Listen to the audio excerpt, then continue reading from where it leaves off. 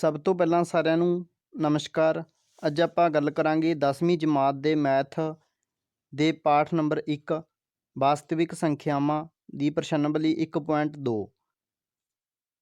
ਇਸ ਟੌਪਿਕ ਦੇ ਵਿੱਚ ਵੀਡੀਓ ਦੇ ਵਿੱਚ ਆਪਾਂ ਕਵਰ ਕਰਾਂਗੇ ਪ੍ਰਸ਼ਨਾਵਲੀ 1.2, ਉਹਦੀਆਂ ਉਦਾਹਰਨਾਂ ਅਤੇ ਉਸਦੇ ਸਵਾਲ 1 2 3 4 5 6 7 ਨੰਬਰ। ਇਹ ਸਾਰੇ ਆਪਾਂ ਕੁਐਸਚਨ ਕਰਾਂਗੇ, ਠੀਕ ਹੈ। ਇਹਦੀਆਂ ਉਦਾਹਰਨਾਂ ਵੀ ਨੇ ਉਹ ਵੀ ਸਮਝਾਵਾਂਗੇ ਤੁਹਾਨੂੰ, ਅਤੇ ਇਹ ਸਾਰੀ ਕੰਪਲੀਟ ਕਰਾਂਗੇ ਇਹ ਲੜੀ। ਸਭ ਤੋਂ ਪਹਿਲਾਂ ਸਾਡੇ ਕੋਲ ਉਦਾਹਰਨ ਨੰਬਰ 6 ਹੈਗੀ ਹੈ। ਉਦਾਹਰਨ ਨੰਬਰ 6 ਦੇ ਵਿੱਚ ਸਾਨੂੰ ਕਿਹਾ ਗਿਆ ਹੈ ਸੰਖਿਆਵਾਂ 6 ਅਤੇ 20 ਦਾ ਅਭਾਜ ਗੁਣਨਖੰਡ ਵਿਧੀ ਨਾਲ ਮੰਮਾ ਸੱਸਾ ਬਾਬਾ ਅਤੇ ਲੱਲਾ ਸੱਸਾ ਬਾਬਾ ਪਤਾ ਕਰੋ।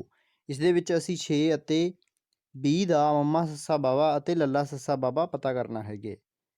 ਇਸ ਦੇ ਲਈ 6 ਦੇ ਜਿਹੜੇ ਅਸੀਂ ਗੁਣਨਖੰਡ ਬਣਾਵਾਂਗੇ, 6 ਨੂੰ ਅਸੀਂ ਕਿਸ ਤਰ੍ਹਾਂ ਲਿਖਾਂਗੇ। 6 ਨੂੰ ਸਭ ਤੋਂ ਪਹਿਲਾਂ ਅਸੀਂ ਇੱਥੇ ਲਿਖ ਕੇ ਇਸ ਦੇ ਗੁਣਨਖੰਡ ਬਣਾਵਾਂਗੇ। ਪਹਿਲਾਂ ਇਹ 2 'ਤੇ ਗਿਆ, ਠੀਕ ਹੈ, 2 ਤੀਏ 6, ਫਿਰ 3 'ਤੇ ਗਿਆ ਅਤੇ 1। ਜਦੋਂ ਇੱਥੇ 1 ਆ ਜਾਵੇਗਾ ਤਾਂ ਅਸੀਂ ਇਹਨਾਂ ਨੂੰ ਗੁਣਾਂ ਦੇ ਵਿੱਚ ਲਿਖ ਦੇਵਾਂਗੇ। ਇਹ ਲਿਖਿਆ ਜਾਵੇਗਾ 2 ਗੁਣਾ 3, ਠੀਕ ਹੈ। ਅਤੇ ਤਾਂ 6 ਦੇ ਗੁਣਨਖੰਡ ਨੇ ਜੋ ਅਸੀਂ ਬਣਾ ਲਏ। ਇਸ ਤੋਂ ਬਾਅਦ ਅਸੀਂ ਬਣਾਵਾਂਗੇ 20 ਦੇ ਗੁਣਨਖੰਡ। 20 ਨੂੰ ਅਸੀਂ ਇੱਥੇ ਲਿਖਾਂਗੇ, ਠੀਕ ਹੈ। ਇਸ ਨੂੰ 2 'ਤੇ ਵੰਡਾਂਗੇ, ਸਾਡੇ ਕੋਲ 10 ਆ ਜਾਵੇਗਾ, ਠੀਕ ਹੈ। ਫਿਰ 2 'ਤੇ ਵੰਡਾਂਗੇ, ਫਿਰ 5 ਆ ਜਾਵੇਗਾ। ਜਦੋਂ 5 'ਤੇ ਵੰਡਾਂਗੇ ਇਸ ਤੋਂ ਬਾਅਦ, ਠੀਕ ਹੈ, ਤਾਂ ਇੱਥੇ 1 ਆ ਜਾਵੇਗਾ। ਤਾਂ ਸਾਡੇ ਕੋਲ ਗੁਣਨਖੰਡ ਕੀ ਆ ਗਏ 2 ਗੁਣਾ 5। ਤਾਂ ਸਾਡੇ ਜਿਹੜੇ 20 ਦੇ ਗੁਣਨਖੰਡ ਰੈਡੀ ਨੇ 2 ਗੁਣਾ 5, 2 ਦੀ ਪਾਵਰ 2, ਕਿਉਂਕਿ 2 ਜਿਹੜੇ 2 ਵਾਰੀ ਆਇਆ, ਠੀਕ ਹੈ, ਗੁਣਾ 5। ਇਸ ਦੇ ਵਿੱਚ ਹੁਣ ਅਸੀਂ ਮੰਮਾ ਸੱਸਾ ਬਾਬਾ ਪਤਾ ਕਰਾਂਗੇ। ਜਿਹੜਾ ਜਿਵੇਂ ਅਸੀਂ ਪਿਛਲੀਆਂ ਜਮਾਤਾਂ ਦੇ ਵਿੱਚ ਪੜ੍ਹ ਚੁੱਕੇ ਹਾਂ, ਜਿਹੜਾ HCF ਹੋਊਗਾ ਮਤਲਬ ਮੰਮਾ ਸੱਸਾ ਬਾਬਾ, ਜਿਹੜਾ ਉਹਨਾਂ ਦੇ ਵਿੱਚ ਰਿਪੀਟ ਹੋ ਰਿਹਾ ਹੈ, ਠੀਕ ਹੈ। 2 ਰਿਪੀਟ ਹੋਏ ਤਾਂ 2 ਸਾਡਾ ਮੰਮਾ ਸੱਸਾ ਬਾਬਾ ਹੈ, ਠੀਕ ਹੈ। ਇਸ ਤੋਂ ਬਾਅਦ ਜਿਹੜੀ ਹਾਈਐਸਟ ਪਾਵਰ ਹੋਊਗੀ, 2 ਦੀ ਹਾਈਐਸਟ ਪਾਵਰ ਕੀ ਹੈ 2, ਅਤੇ 5 ਦੀ ਹਾਈਐਸਟ ਪਾਵਰ 1, ਅਤੇ 3 ਦੀ ਹਾਈਐਸਟ ਪਾਵਰ 1। ਤਾਂ ਅਸੀਂ ਲਿਖਾਂਗੇ 2 ਦੀ ਪਾਵਰ 2 ਗੁਣਾ 3 ਗੁਣਾ 5, ਅਤੇ ਇਹ ਸਾਡੇ ਕੋਲ ਆ ਜਾਵੇਗਾ ਮੰਮਾ ਸੱਸਾ ਲੱਲਾ ਸੱਸਾ ਬਾਬਾ, ਠੀਕ ਹੈ। 2 ਦੀ ਪਾਵਰ 2 3 ਅਤੇ 5, ਇਹਨਾਂ ਦੀ ਜਦੋਂ ਅਸੀਂ ਗੁਣਾ ਕਰ ਦੇਵਾਂਗੇ ਸਾਡੇ ਕੋਲ ਸਾਡਾ ਆਨਸਰ ਆ ਜਾਵੇਗਾ ਲੱਲਾ ਸੱਸਾ ਬਾਬਾ। ਇਹਦੇ ਵਿੱਚ ਅਸੀਂ ਵਿੱਚੋਂ ਹਾਈਐਸਟ ਪਾਵਰ ਦੇਖਣੀ ਹੈ। ਜਿਹੜੇ ਸਾਡੇ ਕੋਲ ਇਹਦੇ ਵਿੱਚ 2 ਦੀ ਪਾਵਰ 2 ਹਾਈਐਸਟ ਪਾਵਰ ਹੈ, ਸਭ ਤੋਂ ਵੱਡੀ ਪਾਵਰ 2 ਦੀ ਸਾਰਿਆਂ ਦੇ ਵਿੱਚੋਂ 2 ਹੈ, ਠੀਕ ਹੈ। ਤਾਂ ਅਸੀਂ ਇਹ ਲਿਖਾਂਗੇ, ਅਤੇ 3 ਦੀ ਹਾਈਐਸਟ ਪਾਵਰ 1 ਹੈ, 5 ਦੀ ਹਾਈਐਸਟ ਪਾਵਰ 1 ਹੈ। ਇਹਨਾਂ ਦੀ ਗੁਣਾ ਕਰ ਦਾਂਗੇ, ਸਾਡੇ ਕੋਲ 60 ਆ ਜਾਵੇਗਾ। ਇਸ ਤਰ੍ਹਾਂ ਅਸੀਂ ਜਿਹੜਾ ਮੰਮਾ ਸੱਸਾ ਬਾਬਾ ਕੱਢ ਲਿਆ। ਇਸ ਤੋਂ ਬਾਅਦ ਇੱਕ ਜਿਹੜਾ ਸਭ ਤੋਂ ਇੰਪੋਰਟੈਂਟ ਚੈਪਟਰ ਦੇ ਵਿੱਚ ਸਾਡੀ ਗੱਲ ਆਉਣੀ ਹੈ ਉਹ ਹੋਊਗੀ ਜਿਵੇਂ 2 ਸੰਖਿਆਵਾਂ ਨੇ ਕੋਈ ਵੀ 8 ਗੁਣਾ 9, ਠੀਕ ਹੈ। ਇਹਨਾਂ ਦੀ ਗੁਣਾ ਕਿਸ ਚੀਜ਼ ਦੇ ਬਰਾਬਰ ਹੋਊਗੀ, ਇਹਨਾਂ ਦੋਵਾਂ ਦਾ, ਇੱਕ ਤਾਂ ਲੱਲਾ ਸੱਸਾ ਬਾਬਾ,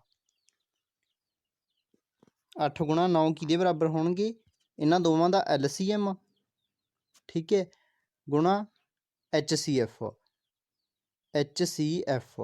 ਠੀਕ ਹੈ। ਇਹ ਚੀਜ਼ ਹਮੇਸ਼ਾ ਤੁਸੀਂ ਯਾਦ ਰੱਖਣੀ ਹੈ। ਇਹਦੇ ਵਿੱਚ ਇਹੀ ਸਮਝਾਇਆ ਗਿਆ। ਧਿਆਨ ਦਿਓ ਕਿ ਇੱਥੇ ਲੱਲਾ ਸੱਸਾ HCF ਇਹਨਾਂ ਦਾ 2 ਆ ਗਿਆ, ਠੀਕ ਹੈ। ਸੰਖਿਆਵਾਂ ਦੇ ਹਰ ਸਾਂਝੇ ਭਾਜ ਗੁਣਨਖੰਡ ਦੀ ਸਭ ਤੋਂ ਛੋਟੀ ਘਾਤ ਹੈ, ਅਤੇ LCM ਕੀਤੀ ਸਾਡੇ ਕੋਲ 60 HCF ਹੈ, ਠੀਕ ਆ। ਅਤੇ ਸੰਖਿਆ ਵਿੱਚ ਆਏ ਭਾਜ ਗੁਣਨਖੰਡ ਦੀ ਸਭ ਤੋਂ ਵੱਡੀਆਂ ਘਾਤਾਂ ਦਾ ਗੁਣਨਫਲ। ਅਤੇ ਜਿਹੜੀ ਥਿਊਰਮ ਅਸੀਂ ਤੁਹਾਨੂੰ ਦੱਸ ਕੇ ਹਟੇ HCF ਗੁਣਾ LCM ਬਰਾਬਰ 20 ਗੁਣਾ 6। ਜਿਹੜੀਆਂ ਸਾਡੇ ਕੋਲ 2 ਸੰਖਿਆਵਾਂ ਤੀ 20 ਅਤੇ 6, ਪਹਿਲਾਂ ਉਹਨਾਂ ਦਾ LCM ਅਤੇ ਉਹਨਾਂ ਦਾ HCF ਉਹ ਕਿਸ ਚੀਜ਼ ਦੇ ਬਰਾਬਰ ਹੋਊਗਾ, ਉਹਨਾਂ ਦੀ ਗੁਣਾ ਕਿਸ ਚੀਜ਼ ਦੇ ਬਰਾਬਰ ਹੋਊਗੀ 20 ਗੁਣਾ 6, ਦੋਵਾਂ ਸੰਖਿਆਵਾਂ ਦੇ ਬਰਾਬਰ ਹੋਵੇਗੀ, ਠੀਕ ਹੈ। ਅਤੇ ਇਹਦਾ ਪ੍ਰਯੋਗ ਅਸੀਂ ਕਿੱਥੇ ਕਰਾਂਗੇ, ਦੋਵਾਂ ਸੰਖਿਆਵਾਂ ਦਾ A ਅਤੇ B ਦਾ HCF, A ਅਤੇ B ਦਾ LCM, ਉਹਨਾਂ ਦੀ ਆਪਸ ਦੇ ਵਿੱਚ ਗੁਣਾ, ਅਤੇ ਇੱਧਰ A ਅਤੇ B ਦੀ ਗੁਣਾ, ਠੀਕ ਹੈ। ਇਹ ਥਿਊਰਮ ਬਹੁਤ ਵੈਰੀ ਇੰਪੋਰਟੈਂਟ ਥਿਊਰਮ ਹੈ, ਇਹ ਤੁਸੀਂ ਯਾਦ ਕਰਨੀ ਹੈ, ਠੀਕ ਹੈ। ਅਤੇ ਇਸ ਤੋਂ ਬਾਅਦ ਆਪਾਂ ਅੱਗੇ ਚੱਲਦੇ ਹਾਂ। ਉਦਾਹਰਨ ਨੰਬਰ 7, ਅਭਾਜ ਗੁਣਨਖੰਡ ਵਿਧੀ ਦੁਆਰਾ 96 ਅਤੇ 404 ਦਾ HCF ਪਤਾ ਕਰੋ, ਫਿਰ ਇਸ ਦਾ LCM ਪਤਾ ਕਰੋ, ਠੀਕ ਹੈ। ਸਾਡੇ ਕੋਲ ਜਿਹੜੀਆਂ 2 ਸੰਖਿਆਵਾਂ ਦਿੱਤੀਆਂ ਨੇ ਇਹਨਾਂ ਦੇ ਅਸੀਂ ਇਸ ਤਰ੍ਹਾਂ ਫੈਕਟਰ ਬਣਾਉਣੇ ਨੇ। 96, ਠੀਕ ਹੈ, ਇਹਨੂੰ 2 'ਤੇ ਵੰਡਿਆ 48, ਅਤੇ ਇਸ ਤੋਂ ਬਾਅਦ 2 'ਤੇ ਵੰਡਿਆ 24, ਇਸ ਤੋਂ ਬਾਅਦ 2 'ਤੇ ਵੰਡਿਆ 12, ਠੀਕ ਹੈ। ਅਤੇ ਇਸ ਤੋਂ ਬਾਅਦ 2 'ਤੇ ਵੰਡਿਆ ਸਾਡੇ ਕੋਲ ਆ ਜਾਵੇਗਾ 6, ਜੋ 2 'ਤੇ ਵੰਡਾਂਗੇ ਸਾਡੇ ਕੋਲ ਆ ਜਾਵੇਗਾ 3। ਤਾਂ ਇਸ ਤਰ੍ਹਾਂ ਬਣਾ ਲੈਣੇ ਨੇ। ਇਸੇ ਤਰ੍ਹਾਂ ਅਸੀਂ 4 ਦੇ ਬਣਾ ਦਾਂਗੇ। ਜਿਹੜਾ 2 ਹੈ ਸਾਡੇ ਕੋਲ 5 ਵਾਰੀ ਆਇਆ ਸੀ, 2 ਦੀ ਪਾਵਰ ਇੱਥੇ 2 ਦੀ ਪਾਵਰ 5 ਲਿਖ ਲਓ ਚਾਹੇ, ਠੀਕ ਹੈ, 5 ਗੁਣਾ 3, ਤੇ ਲਿਖਿਆ ਨਹੀਂ ਜਾ ਰਿਹਾ ਸੀ, ਇਸ ਕਰਕੇ ਅਸੀਂ ਟਾਈਪਿੰਗ ਕਾਰਨ 2 ਦੀ ਪਾਵਰ 3 ਗੁਣਾ 5 ਲਿਖਿਆ ਜਾਵੇਗਾ। ਤੇ 404 ਨੂੰ ਅਸੀਂ ਕਿਸ ਤਰ੍ਹਾਂ ਬਣਾਵਾਂਗੇ, ਪਹਿਲਾਂ 2 ਤੇ ਵੰਡ ਕੇ, ਠੀਕ ਹੈ, ਫਿਰ 2 ਤੇ ਵੰਡ ਕੇ ਫਿਰ 104 ਆ ਜਾਵੇਗਾ ਇਸ ਤਰ੍ਹਾਂ। ਤੇ ਇਹਨਾਂ ਦੋਵਾਂ ਦੇ ਵਿੱਚ ਪਹਿਲਾਂ ਅਸੀਂ ਮੰਮਾ ਹਿੱਸਾ ਪਤਾ ਕਰਾਂਗੇ। ਮੰਮਾ ਹਿੱਸਾ ਜਿਹੜੀ ਦੋਵਾਂ ਦੇ ਵਿੱਚ ਸਭ ਤੋਂ ਛੋਟੀ ਪਾਵਰ ਸਾਂਝੀ ਆਈ ਹੈ 2 ਦੀ ਪਾਵਰ 2, ਇਹਦੇ ਵਿੱਚ ਵੀ ਹੈਗਾ 2 ਦੀ ਪਾਵਰ 2, ਤਾਂ ਇਹ ਸਾਡਾ ਮੰਮਾ ਸੱਸਾ ਬਾਵਾ ਆ ਗਿਆ। ਤੇ ਹੁਣ ਆਪਾਂ ਨੇ ਕੱਢਣਾ ਲੱਲਾ ਸੱਸਾ ਬਾਵਾ। ਇਹਨਾਂ ਦੇ ਵਿੱਚ 2 ਦੀ ਹਾਈਐਸਟ ਪਾਵਰ ਕੀ ਹੈ, 2 ਦੀ ਹਾਈਐਸਟ ਪਾਵਰ ਹੈਗੀ ਹੈ 5, ਠੀਕ ਹੈ। ਤੇ 3 ਦੀ ਹਾਈਐਸਟ ਪਾਵਰ ਕੀ ਹੈ, 3 ਦੀ ਹਾਈਐਸਟ ਪਾਵਰ ਹੈਗੀ ਹੈ 1, ਤੇ 101 ਦੀ ਹਾਈਐਸਟ ਪਾਵਰ 1, ਤਾਂ ਇਹੀ ਸਾਡਾ ਲੱਲਾ ਸੱਸਾ ਬਾਵਾ ਆ ਜਾਵੇਗਾ। ਪਰ ਇਸ ਨੂੰ ਜਿਹੜਾ ਅਸੀਂ LCM ਨੂੰ ਦੂਜੇ ਤਰੀਕੇ ਨਾਲ ਕਰਾਂਗੇ। ਅਸੀਂ ਪਿੱਛੇ ਕੀ ਸਿੱਖਿਆ ਕਿ ਜਿਹੜਾ 20 ਤੇ 6 ਦੀ ਗੁਣਾ ਸੀ, ਠੀਕ ਹੈ, ਉਹ ਦੋਵਾਂ ਦੇ LCM ਗੁਣਾ HCF ਸੀ, ਠੀਕ ਹੈ। ਇੱਥੇ ਜੇ ਅਸੀਂ ਉਹਨੂੰ ਉਹਦੇ ਨਾਲ ਡਿਵਾਈਡ ਕਰ ਦਾਂਗੇ ਤਾਂ ਸਾਡੇ ਕੋਲ ਉਹਦਾ LCM ਆ ਜਾਵੇਗਾ। ਤਾਂ ਇੱਥੇ ਅਸੀਂ ਦੋਵਾਂ ਸੰਖਿਆਵਾਂ ਦੀ ਪਹਿਲਾਂ ਗੁਣਾ ਕੀਤੀ, ਠੀਕ ਹੈ, ਫਿਰ ਉਹਨਾਂ ਦੇ HCF ਨਾਲ ਡਿਵਾਈਡ ਕਰਤਾ। ਦੋਵਾਂ ਦਾ HCF ਕੀ ਹੈ 4, ਦੋਵਾਂ ਦਾ HCF ਕੀ ਹੈ 4, 4 ਦੇ ਨਾਲ ਡਿਵਾਈਡ ਕਰਤਾ। ਤੇ ਦੋਵਾਂ ਸੰਖਿਆਵਾਂ ਦੀ ਗੁਣਾ ਨੂੰ ਜਦੋਂ ਅਸੀਂ 4 ਦੇ ਨਾਲ ਡਿਵਾਈਡ ਕਰਾਂਗੇ ਤਾਂ ਸਾਡੇ ਕੋਲ ਇਹਨਾਂ ਨੂੰ ਕੱਟ ਕੇ ਇਸ ਤਰ੍ਹਾਂ ਆ ਜਾਵੇਗਾ। ਇੱਥੇ ਅਸੀਂ ਸਾਡੇ ਕੋਲ 24 ਆ ਜਾਵੇਗਾ, ਜਦੋਂ 24 ਦੀ ਅਸੀਂ 404 ਦੇ ਨਾਲ ਗੁਣਾ ਕਰਾਂਗੇ ਸਾਡੇ ਕੋਲ ਇੰਨਾ ਆਨਸਰ ਆ ਜਾਵੇਗਾ, ਠੀਕ ਹੈ। ਇੱਥੇ ਅਸੀਂ ਥਿਊਰਮ ਅਪਲਾਈ ਕੀਤੀ ਹੈ।